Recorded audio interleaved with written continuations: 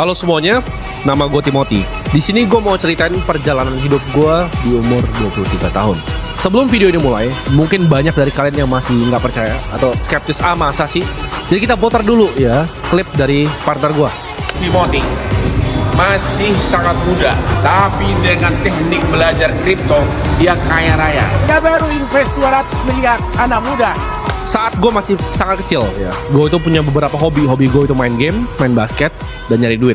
Nyokap gue itu udah suka tanya sama gue, lu tuh sebenarnya mau jadi apa? Karena gue anaknya nggak bisa diem. Gue selalu coba banyak hal. Gue selalu lompat dari satu hal ke hal yang lain. Bahkan dulu nyokap gue tuh bilang dia paling takut sama gue karena dia takut gue jadi anak yang pengangguran. Ya ini true story. Nyokap gue takut gue ntar di masa depan jadi pengangguran. Karena kerjanya gue cuma tukang kabur dari sekolah. Tapi ini yang gue bilang sama dia. Gue nggak akan mau kerja ya sama orang di belakang meja. Gue nggak akan mau jadi karyawan. Gue ngeliat sekolah itu udah kayak penjara dulu. Jadi ini kisah real gue. Gue dari kecil cuma punya satu tujuan. Gue mau kerja untuk diri gue sendiri. Gue mau jadi pengusaha bagaimanapun caranya. Dan mungkin ya gue diketawain pada zaman itu. Dari kecil gue itu selalu terobsesi untuk jadi orang paling kaya. Gue selalu cari berbagai macam cara. Gimana sih caranya gue bisa jadi orang paling kaya? Gue selalu cari, rich list itu siapa aja isinya. Tapi dari kecil gue itu nggak punya roadmap. Dan gue juga nggak punya peta yang jelas terhadap tujuan gue itu mau ke depannya seperti apa. Gue dari kecil udah punya bakat untuk melihat peluang ya. Jadi kalau orang bilang dari kecil gue tuh udah suka usaha ya. Usaha pertama kali gue dapatkan uang itu adalah gue joki game ya. Game PC namanya League of Legends. Jadi orang mau naik rankingnya, gue jokiin ya. Gue juga gak ngerti kenapa, karena ujung-ujungnya mereka selalu balik ya ke rank mereka yang dulu. Jadi gue mulai joki itu, gue dicatin sama orang, tolong jokin, 50.000, ya kecil dulu. Industri game itu gak sebesar sekarang. Dulu tuh game dianggap sesuatu yang sangat tabu, gak ada yang support juga. Jadi gue waktu itu cuma joki ya dapat 50.000, ya kadang 100.000. Kadang dibohongin juga gak dibayar. Gue gak dapat uang yang stabil pada zaman itu. Nah waktu gue mulai duduk di bangku SMA, gue mulai mikir untuk jalanin venture pertama gue, bisnis pertama gue, yaitu jualan pomade. Nah jualan pomade ini mulai dari mana? Waktu itu gue dapat uang angpau ya. Jadi gue minta kartu kredit dari nyokap gue. Gue inget angkanya berapa? 2 juta rupiah. 2 juta ini gue pakai untuk belanja pomade di website namanya DHgate sama Global Sources. Gue pesen, datang ke sini batch pertama. Lalu gue coba jualin semuanya. Gue jualin tuh di Kaskus dan juga di Tokopedia waktu transisi awal-awal. Tokped tuh gak seperti sekarang. Masih jelek banget websitenya, masih clunky banget ya. Pokoknya jelek banget lah zaman dulu. Dan di situ gue bisa manipulasi ads-nya. Jadi cost per kliknya itu murah sekali, terus gue muncul paling atas. Nah itu yang gue lakukan di pomade gue waktu itu. Gue dari kecil terobsesi untuk baca-baca buku-buku orang sukses ya. Komik-komik seperti Enzo Ferrari, Warren Buffett, Bill Gates. Tapi gue selalu paling terobsesi sama Warren Buffett. Beli saham bisa jadi kaya. Karena bikin software itu gue tahu susah. Ya, gue ngeliat kayaknya susah nih coding. Tapi kalau beli saham untuk jadi kaya, nah itu gue bisa. Tapi bodohnya waktu itu, gue mikir, kalau bikin perusahaan seperti Berkshire Hathaway, bikin seperti Warren Buffett, perusahaan investasi ini gampang nih. Tapi kita tahu ya itu justru sulit juga ya. Mau jadi orang kaya semuanya itu sulit, gak ada yang gampang. Gue punya ketertarikan yang luar biasa terhadap financial market. Jadi kenapa gue mulai usaha untuk jualan pomade? Karena gue mau selisihkan keuntungannya untuk gue belikan saham. Jadi waktu itu gue tuh buka di Indo Premier. Itu gue pakai KTP nyokap gue inget banget. Gue datang ke kantor cabangnya di Ruko itu. Jadi gue minta untuk bukain pakai KTP dari nyokap gue. Akhirnya nyokap gue bantuin dan RDN-nya bisa diciptakan. Jadi cara gue jualnya pomade-nya sederhana waktu itu. Gue cuma ngiklanin di Tokopedia. Terus waktu itu gue ketemu satu loophole, yaitu value bisa ditambahkan ke dalam suatu produk. Karena gue lihat sisir murah dulu ya, berapa ratus perak, itu harganya gue bisa beli banyak ya. Jadi gue beli banyak, gue bundle. Beli pomade Solvesi itu dapat gratis sisir. Jadi mungkin kalau kalian pemakai Solvesi itu yang licin banget, baunya Coca-Cola, mungkin kalian pernah beli dari gue. Karena cara gue maininnya, gue ngerjain Tokped dengan gue bikin banyak akun toko. Ya, jadi bokap gue ada gue buatin, nyokap gue buatin, cici gue buatin, gue buatin. Akunnya banyak ya. Dan gue tembakin iklan jadi kelihatannya kayak persaingan. Padahal tuh sebenarnya punya gue semua. Tokonya sama semua yang punya. Namanya macam-macam. Dari ada yang namanya kayak Pomade Express dan segala macam. Itu punya gue semuanya. Jadi gue tembakin ke paling atas dan itu punya gue semua. Nah ini uangnya muter. Ya awal dari 2 juta, 4 juta, 8 juta, 16 juta, 20-an juta. Sampai akhirnya 100 juta. Tapi di saat uang ini ya, nge-reach peak-nya, ya sekitar 200 juta. Gue lupa satu hal penting ya. Lu mau pakai barang suatu ya di muka, di rambut, itu lu butuh izin BPOM. Dan di situ gue kena ya. Ditanya juga sama bea cukai. Karena gue gak ngerti apa-apa, masih anak kecil 16 tahun. Gue pun taunya kaget ketika gue didatengin ke rumah. Jadi datang ke rumah, gue lagi gak di rumah, gue lagi main basket, nyokap gue yang bilang ada orang datang. Tapi itu adalah pengalaman yang gue gak bisa lupain. Jadi gue belajar di situ, gue gak putus asa ya.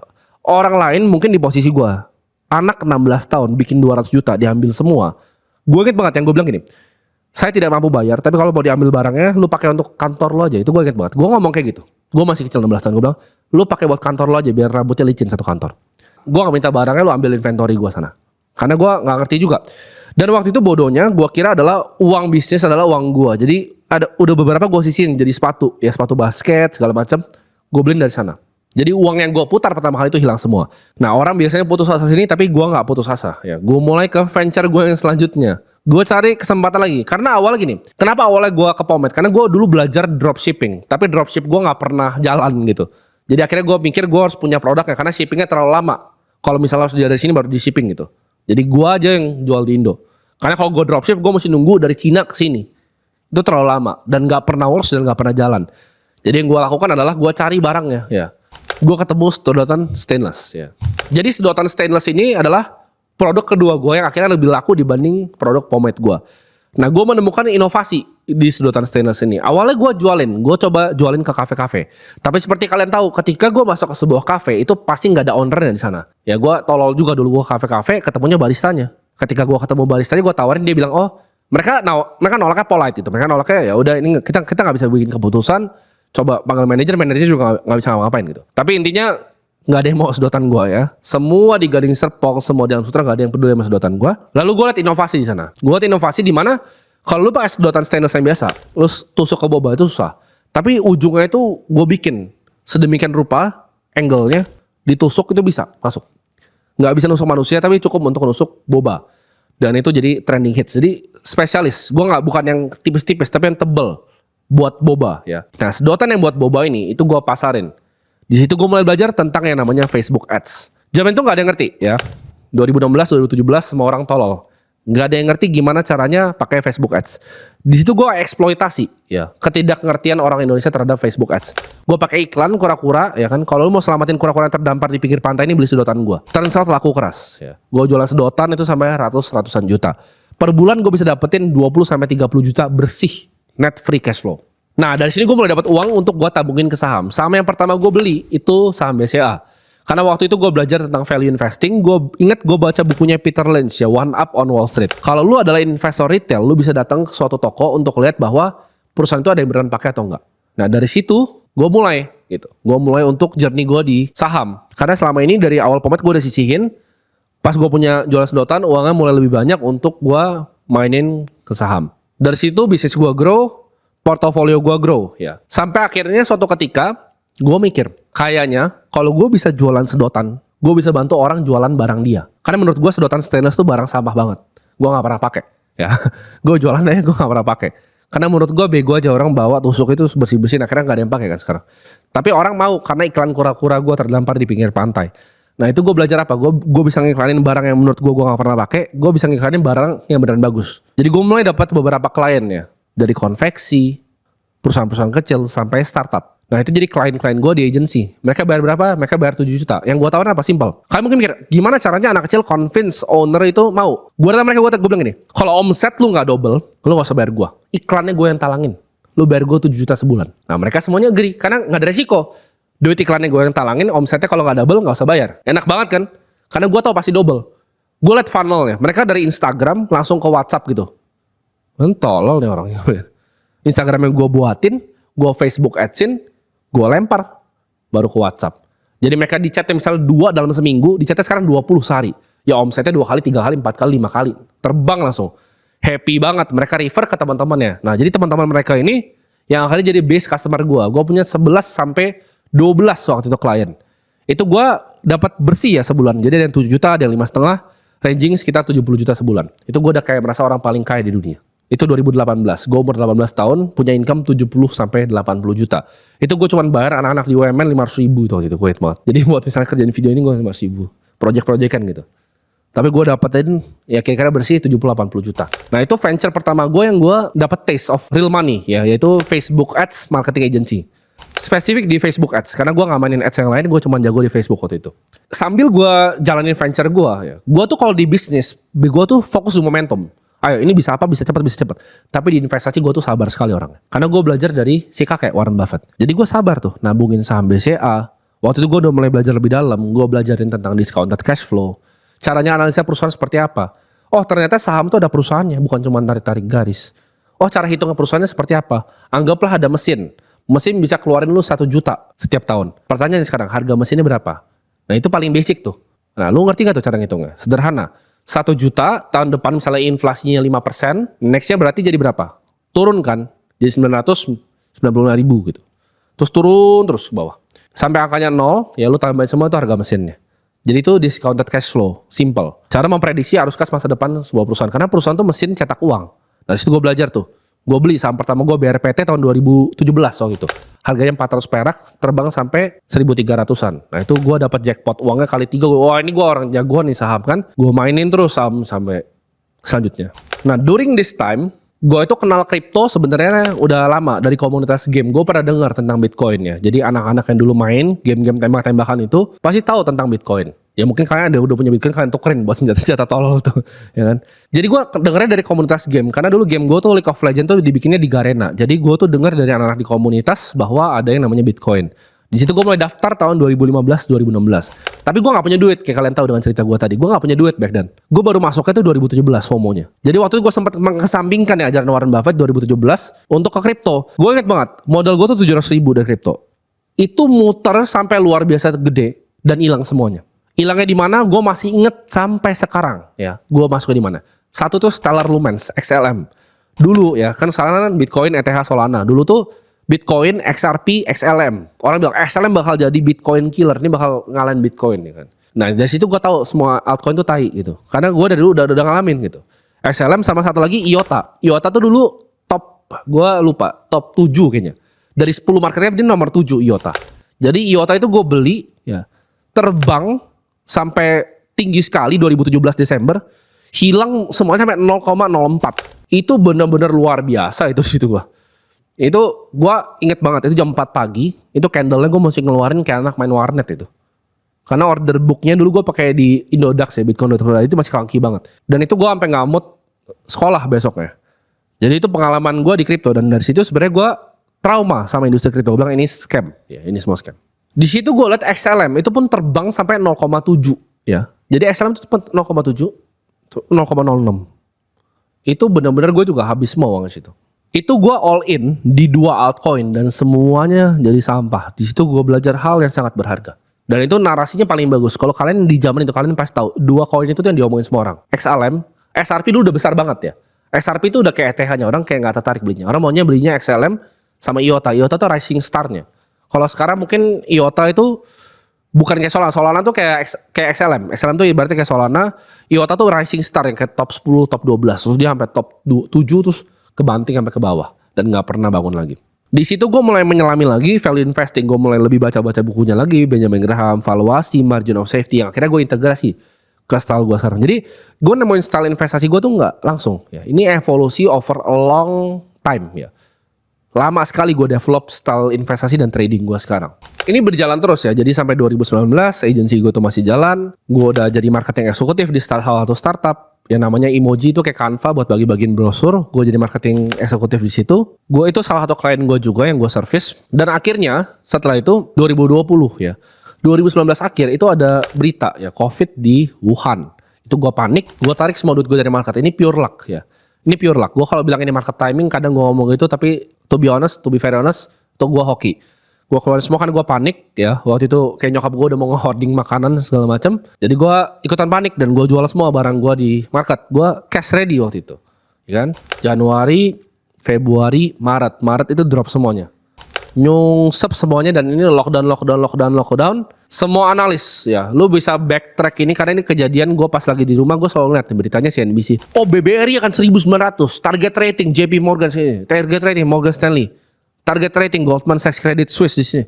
Semua bilang BBRI itu 1800, 1900 bakal turun, semua rating turun untuk bawah. Harganya waktu itu udah 2100. Dan gue ya kayak orang gila. Karena waktu itu 2020 itu klien-klien mana gue bisa anjing-anjingin nih. Yang pabrik konveksi yang tadinya bayar gue segala macam gue bisa anjing-anjingin. Kenapa? Karena mereka gak bayar gue. Ya, jadi buat lu semua yang nanti nonton video inget. Lu gak bayar gue waktu itu. Gak ada bangsat-bangsat itu satupun yang bayar gue. Bodohnya mereka apa? Mereka lupa bisnisnya omsetnya naik karena siapa? Karena gua. Begitu mereka potong 7 juta itu yang murah, itu yang lu gak bayar, itu gua cabut Instagramnya semua. Dan apa yang terjadi? Mampus langsung bisnis. Semuanya mampus, ikutan mampus. Gua tahu kenapa? Karena mereka masih bisa bayar sebenarnya. Gak mungkin cash flow mereka masih bayar. Karena gua tahu omsetnya berapa. Karena ada ROAS-nya di dashboard gua. Gua tahu lu buat berapa. Tapi gak dibayar. Mereka alasan COVID, mereka gak mau bayar gua. Cuma 7 juta loh gak mau bayar. Situ gua mikir, oke. Karena beda ya. Gua tuh waktu itu udah pegang duit 1 miliar. Ya sekitar 1 miliaran lebih. Lu punya uang 1 miliar sama lu punya 1 miliar plus cash flow 70 juta sebulan tuh rasanya beda. Jadi ketika gue punya uang 1 M, gue punya cash flow 70 juta.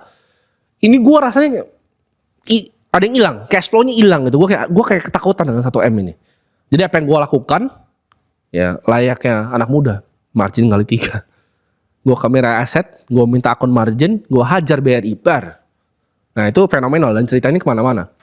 Karena kenapa? Karena gue buktikan semua di TikTok. Nah gimana ceritanya gue bisa sampai masuk ke TikTok? Gue tuh a very private guy. Kalau kalian tahu gue dari dulu, gue nggak pernah coba untuk mau di sosial media, nggak pernah mau coba untuk ada di mana-mana. Teman-teman gue yang SMA tahu gue very private guy. Semua orang yang pernah berhubungan sama gue tahu gue very private guy. Muncullah Kylie Jenner sebagai the youngest billionaire in the world. Gue ngerasa bego. Dan waktu itu zaman Gary Vee tuh lagi terkenal. Gue mikir kok ini si Gary Vee ini bacot amat ini orang berisik keluar meeting di video. Tapi gue sadar sesuatu di situ. Dia bilang yang dia trading tuh attention. Gue pikir attention ini new oil nih, ini minyak yang baru attention. Dari situ gue mulai cari gimana caranya gue bisa main di game attention ini. Awal gue searching tuh. Pertama gue ngeliatnya Snapchat. Snapchat lagi booming waktu itu. Gue liat juga LinkedIn, tapi LinkedIn masih kecil banget. Nah yang ketiga yang menarik, tempatnya jamet yaitu TikTok. Dulu TikTok tuh tempat jamet, sampai gue muncul sana. Gue orang pertama yang bawa konten finansial ke TikTok. 1 Indonesia Raya. Gue begitu bawa, ya kan gue liat konten pertama gue karena gue orang advertising, gue tahu cara bikin headline. 4 saham di zaman ini yang paling bagus. BCA gue tunjuk, BRI, Telkom, dan itu terbang semua. Dari situ orang banyak nanya tuh, oh ini cara analisa saham yang lain gimana? Misalnya saham BRPT gimana? Oh saham misalnya TBLA gimana? Saham INKP gimana? Nah gue mulai jawabin tuh situ. Gue tulisin tuh gimana caranya. Gue bukain di depan komputer gue laporan keuangannya ini dan itu meledak. Ya. Video pertama gue yang tunjuk 4 tadi itu 600.000 view-nya. Video pertama gue. Gue nyampe 100.000 followers itu dalam waktu sebulan. Ya, jadi TikTok gue itu langsung tiba-tiba rame. Terus gue tunjukin play BRI gue hajar ceder gitu kan. Gue tunjukin portnya. Makanya mungkin kalian banyak yang bingung kenapa gue dipanggil Encek. Karena itu sebenarnya kalian yang bikin yang pertama kali OG nontonin gue. Jadi itu orang-orang awal yang ngikutin gue. Gue itu pakai kutang tunjukin portofolio BBRI. Kalau kalian ingat, BBRI itu sampai 3 miliar lebih coy. Orang bilang ini kayak Encek-Encek glodok gitu loh, jualan bohlam tapi bawa ke BCA prioritas. Nah, itu becananya dari kalian sebenarnya. Makanya gue dipanggil Encek karena gue kayak Encek glodok pakai kutang nggak peduli di kamar portonya miliaran. Nah dari situ mulai grow. Kalian banyak nanyain gue buka kelas dong ya kan ngajarin. Gue pikir oh well gue cobalah gitu gue ajarin. Gue bikin gratis kalau kalian tahu 100 orang karena waktu itu Zoom itu maksimalnya gratis 100 orang. Jadi 100 orang gue gratisin. Terus kalian minta lagi, minta terus. Waktu itu gue nggak tahu Zoom bisa disewa ya gue baru tahu sekarang. Jadi gue beli waktu itu Zoom mahal banget gitu. Terus gue bikin ya udah gue harus charge duit dong. Kalau misalnya mau 1.000 orang ya udah. Gue bikin kalian yang masih ingat pasti tahu. Kelas itu 97.000. Ya. Itu pertama kali gue jualan kelas itu 97.000 karena kalian yang minta waktu itu. Karena gue kasih semua secara free. Tapi kalian mau pelajaran lebih dalam. Oh cara ngitung intrinsic value gue ajarin tuh waktu itu. Cara ngitung di Excel tuh seperti apa. Judulnya saham dari nol atau apa gitu gue lupa. Kalian pasti ingat yang dulu ikut gue di TikTok. Jadi itu gue bikin untuk beberapa kali ya. Habis itu gue mikir dari bercandaan itu kalian yang buat bercandaan namanya ternak uang, ya kan? Yang ternak uang sampai ada gelasnya tuh Goldman Sachs itu tapi tulisan ternak uang. Itu bercandaan kalian untuk ternak uang kita ternak uang sini ya udah. Akhirnya gue bikin komunitasnya di Telegram.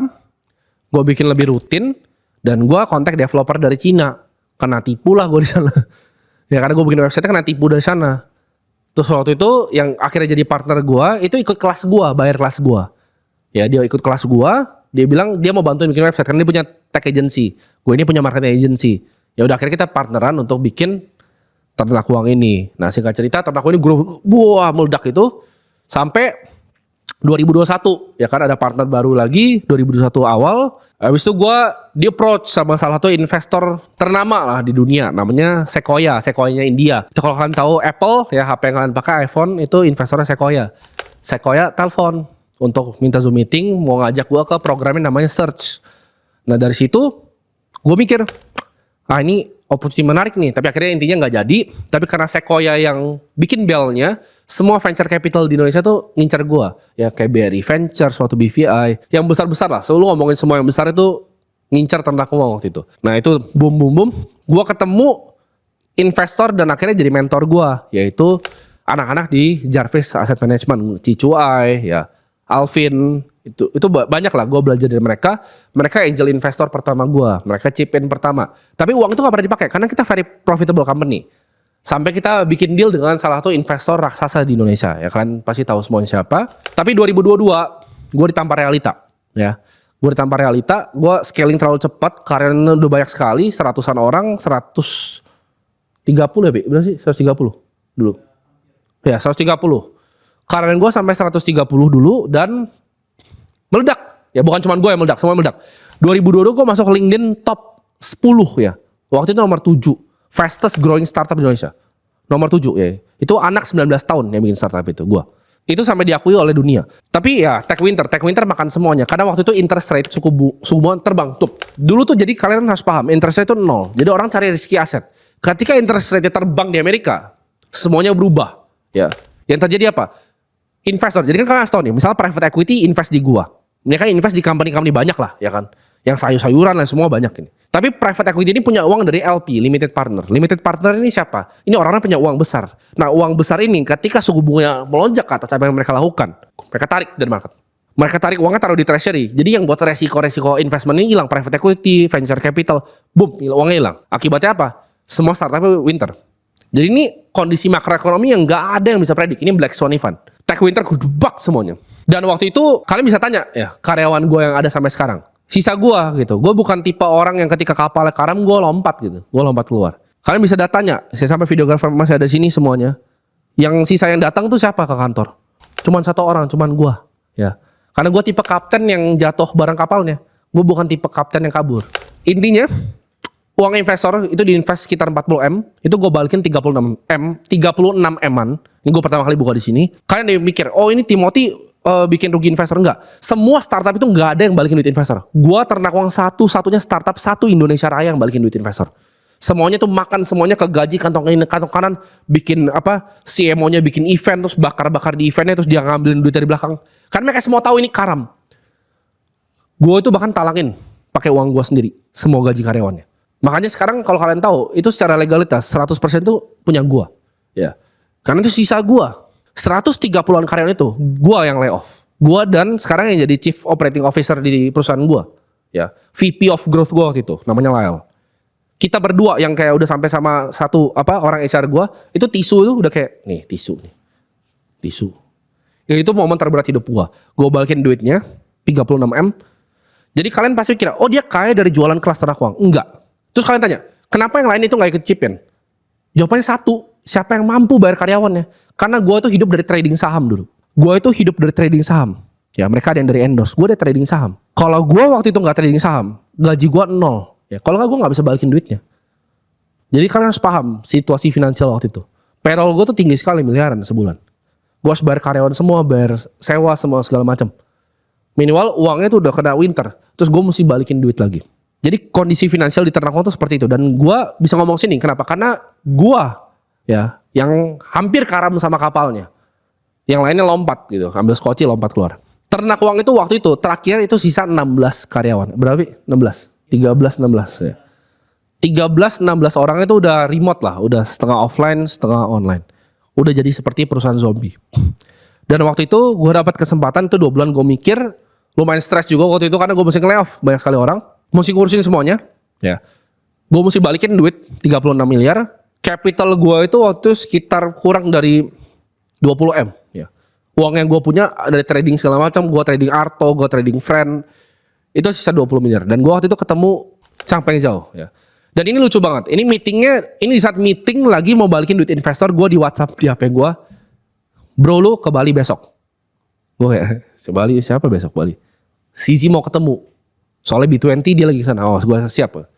Besoknya gue terbang. Itu meetingnya itu persis di saat gue lagi balikin duit investor. Nah itu gue meeting, gue ke Bali, ketemu Siji. Dia ceritain gue tentang kripto, tentang Bitcoin, tentang cara ini semua bekerja. Dan gue Di situ gue paham kalau dia lebih kaya dari gue, berarti dia lebih tahu tentang dunia dibanding gue. Gue akhirnya pelajarin, ya dia kasih gue beberapa materi yang gue bisa pelajari. Gue pelajari secara dalam dan gue all in. Ya. Gue ketemu kemarin, besoknya gue all in. Gue jual, gue likuidasi. Kebetulan gue habis kebakaran di saham namanya Bukalapak. Gue kebakaran, gue all in semua di Bitcoin. Ya. Jadi ketika gue all in di Bitcoin, itu gue inget banget di November. Ya, November 2022. Dan Akademi Kripto tuh lahir di Desember 2022. Timnya siapa? Ya ini anak-anaknya yang tersisa. Jadi anak-anaknya semuanya, ya, sisa dari ternak semuanya tuh akhirnya jadi tim gue di akademi itu. Kalau kan tanya kenapa? Ya karena gue kaptennya pas kapalnya karam. Pikiran gue apa? Gue udah nge-layoff 100 orang. 100 orang tuh bukan cuman 100 manusia loh. Mereka punya istri, mereka punya ada yang 1 anak, ada yang 2 anak. Ada yang support nyokapnya. Itu mungkin 300 orang di punggung gue layoff. Gue gak bisa layoff lagi nih 16 orang ini. Gue harus bikin bisnis gue pikir. Disitulah gue lompat dengan capital gue semua, gue bikin Akademi Kripto. Gue invest berani di Bitcoin, gue buat Akademi Kripto. Dan itu meledak ya kan. As Bitcoin naik, semua posisinya naik. Uang gue situ nyentuh akhirnya 100 miliar pertama. Dan gue bertemu partner gue, nih lagi di sini duduk sini. Gue ketemu dia di Twitter. Jadi waktu itu kita lagi, gue lupa, gue tuh lagi ngepost trading volume gue. Dia kayak ngepost gitu. Biasanya dia bilang kayak, oh ini dia juga gede gitu. Tapi si bangsat ini pakai bahasa Inggris. Jadi gue nggak tahu dia orang Indonesia. Padahal dia harusnya tahu gue ya kan. Ini gue nggak pernah nanya lu. Bangsat ini tuh tahu pasti Timothy Ronaldo siapa. Jadi abis ini gue mau nanya dia. Tujuannya tuh kenapa dia chat gue. Karena dia duluan yang chat gue. Tapi gue juga mikir nih pas bikin video ini, pas ngomong ke kalian. Harusnya dia tahu, si bangsat ini tahu gue orang Indonesia kan. Si anjing kenapa pakai bahasa Inggris dulu gitu. Nah, itu ntar itu buat conversation sehabis ini. Tapi intinya gue ketemu dia. Dan gak banyak basa-basi lah. Kita ketemu, ya kan. Kita ketemu karena dia itu di Twitter luar tuh kayak Robin Hood, suka bagi-bagi duit ke orang di Iran, ya, orang-orang nggak jelas dikasih $1,000 kayak orang autis gitu. Kasih duit, dia trading terus kasih orang duit gitu. Ketemu, ya kan. Dan kebetulan gue lagi cari analis karena dulu ada profesor yang kerja sama gue di Australia, Mas Dimas namanya, dia bantu gue untuk structuring course blockchain-nya. Lalu gue ketemu dia di Great Indonesia. Gue ketemu dia, langsung deal tuh, on the spot. Karena gue udah sering ngeliat orang, gue tahu orang banyak bacot sama orang beneran ada isi yang mana. Gue liat apa yang lu pernah kerjakan, mana. Gue langsung tanya dia. Apa yang pertama gue minta? Akun apa? Akun Bybit ya gue buka. Ya, gue buka akunnya gue liat, ya kan. Oh yaudah, oke. Lu mau partneran gak? Malam itu kita langsung announce. Jadi paginya ketemu, baru buka malah gue inget. Karena gue gak bisa masuk waktu itu. Di Union Grand Indonesia. Itu baru buka, malamnya kita udah bikin deal. Dan gak banyak cincong. Bahkan kita belum hitam di atas kertas ya. Belum ada hitam di atas putih, kita kerjain aja bisnisnya. Kita grow bisnisnya, jadi luar biasa. Karena gue mimpi, gue pernah bikin di video, gue pengen punya endowment fund seperti Harvard. Jadi tuisi, gue punya endowment fund ya. Dan itu gue kerjakan di Akademi Kripto. Ini grow signifikan ya. Dan portofolio gue kebetulan dari awal gue mulai ya. Capital sekitar 20 miliar yang gue all in di Bitcoin. Sering itu bertambah ya. Itu grow jadi luar biasa signifikan. Ketika udah di 100 miliar gue dapat play karena dia mempertajam gue punya sense di kripto. Jadi gue tuh punya ilmu capital marketnya yang tajam. Dia tuh punya sense kripto yang tajam. Ini digabungin ya akhirnya jadi fund Ronald Capital. Itu fund gue pribadi, itu family office untuk high net worth individual. Ya, untuk gue sendiri, uang gue sendiri. Di situ gue grow, gue ketemu stylenya gitu. Jadi dia bisa bantuin gue cari naratifnya. Gue ketemuin style gue sendiri. Dengan value investing digabungin kripto punya on-chain analysis. Itu porto gue meledak. Porto gue meledak di luar dari event bayangan gue. Ya, hampir ratusan miliar. Di 2023 akhir. Setelah itu, gue ketemu beberapa banyak orang ya. Salah satunya adalah Andrew Susanto ya, yang punya Pusat Gede Indonesia. Gue utang budi banyak lah ke dia. Dia ngajarin gue banyak tentang manajemen, rapin perusahaan segala macam. Dia ajak gue ketemu dengan Ivan. Ya, Ivan tuh foundernya HW. Yang pertama bikin HW itu HWG, Holy Wings Group itu dari jualan nasi goreng dulu di Kelapa Gading. Dia cerita tentang misinya, akhirnya gue chip in yang tadi gue tunjukin. Partner gue, Bang Hotman ngomong di awal. Ya. Jadi kalau kalian bilang, oh ini bohong, gue kasih tau. HW itu gue gak bisa disclose valuasi berapa, tapi itu di angkanya triliun valuasinya. Ya. Dan semua yang situ rata-rata juga ya triliuner semua. Jadi gue join ke sana karena gue lihat potensi bisnis lifestyle-nya. Dan gue kembangin capital gue di Ronald Capital jadi luar biasa besar. Dan Akademi Kripto gue kembangin sampai sebesar sekarang. Dimana banyak sekali teman-teman yang jadi pelajar di situ mengalami manfaatnya. Karena partner gue juga kebetulan dosen ya.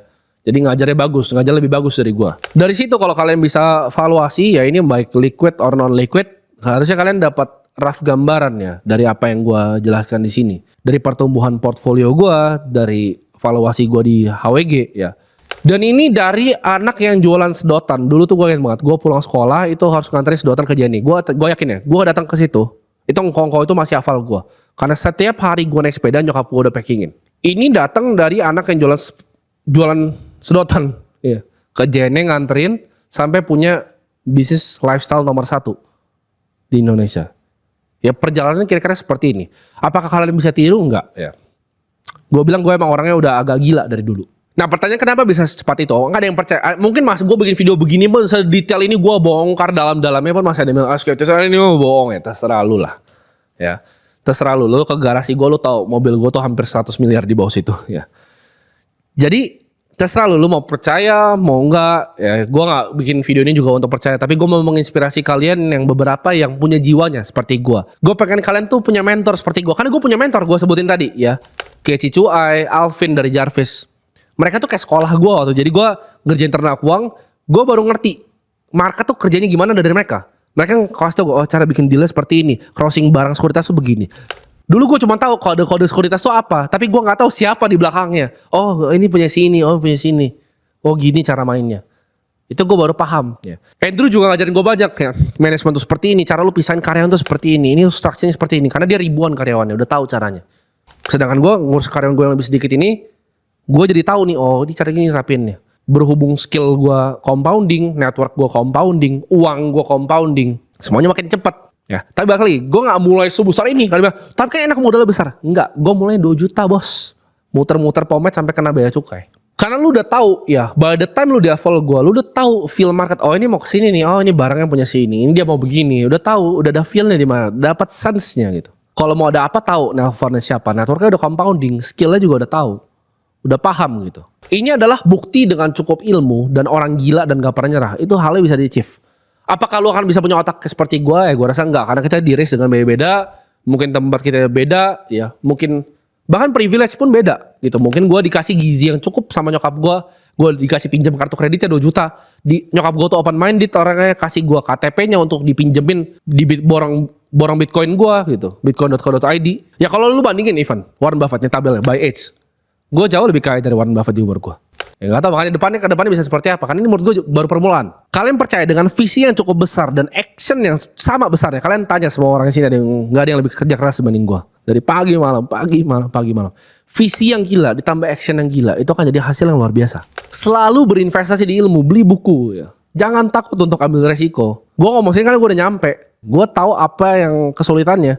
Tapi gue gila. Dari dulu gue gak pernah nyerah ya. Kapal gue mau karam, orang lompat skoci, gue cari cara nih belokin set gitu kan. Terus gue kayaknya butuh nakoda baru. Gue cari nakoda barunya, dapat gue nakoda barunya. Sekarang gue bisa lihatnya lebih clear gitu. Gue ada yang bisa ngitungin anginnya sekarang, ada yang bisa nakodain kapalnya sekarang. Nah, gue depan kapalnya sekarang lagi ngeliat pulaunya mau kemana. Gue punya kru gue sendiri, ya gue punya kru kapal gue sendiri sekarang. Dan gue udah lebih jago nih navigasin kapal kecil gue ini. Udah lebih paten nih dari dulu. Dulu kapalnya gede, nggak ada skillnya nabrak. Sekarang gue bikin kapalnya kecil tapi lebih diverse, lebih agile. Ini semua bukanlah akhir menurut gue, ya. Tapi ini justru adalah permulaan gue. Karena gue dari dulu bilang, gue pengen jadi kepala naga dari 9 naga. Ini gue ngomong sini. Kenapa? Orang bilang, oh nggak mungkin. Lu tunggu aja. Ya, gue umur 40, tunggu gue umur 50 tahun. Kenapa gue bisa sepeda itu? Karena gue bilang di sini ya, gue tuh punya visi yang besar sekali dari kecil. Dan gue punya action yang besar sekali. Dan gak akan ada yang bisa matahin willpower gue. Siapapun lu itu.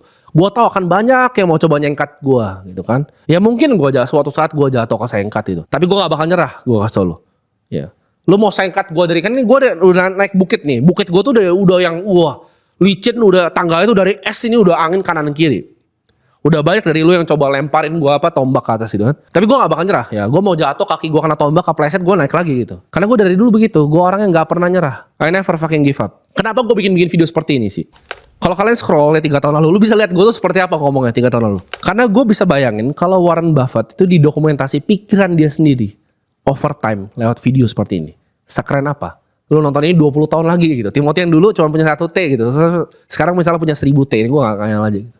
Dia pikirannya seperti apa dan omongannya seperti apa. Gue pengen dokumentasikan. Itulah kenapa gue punya tim media. Bayangin, Bill Gates itu didokumentasikan. Yang bikin LV, Elon Musk tuh didokumentasikan. Thoughts dia apa di level pikiran tertentu dia. Gak lama tuh gue bikin video gimana cara gue dapetin 100M. Caranya gue beberin, gue kasih tau kalian endowment fund-nya, LP. Kalau punya otak sedikit lu bisa bikin apa yang gue bikin. Nyatanya apa? Mimpi gue ya, tadi satu tahun umur 30. Ya ternyata 7 tahun lebih cepat. Gue gak bikin video ini untuk pamer kok. Gue bikin video ini untuk menginspirasi kalian bahwa kalian bisa melakukan apapun yang kalian mimpikan. Sebelum gue akhirin video ini, gue pengen ngucapin terima kasih ke beberapa orang yang menurut gue berpengaruh di hidup gue. Yang pertama nyokap gue ya. Karena nyokap gue pinjemin kartu kredit 2 jutanya, dia pinjem KTP, padahal dikira gue anak orang gila waktu itu. Trading gitu kan. Judi dibilang. Coba ya, gue terima kasih sama nyokap gue. Gue terima kasih juga sama partner gue, dia di sini sebelah lagi nonton. Kali Mas Ada, tanpa dia akademi kripto gue gak mungkin sebesar ini, dan portofolio gue gak mungkin sebesar ini. Gue thank you juga ke mentor-mentor gue ya. Gue bisa bilang sini Andrew Susanto ya, dia banyak berpengaruh lah di hidup gue. Banyak ngajarin gue hal-hal yang gue gak tahu sebelumnya tentang dunia maupun tentang bisnis.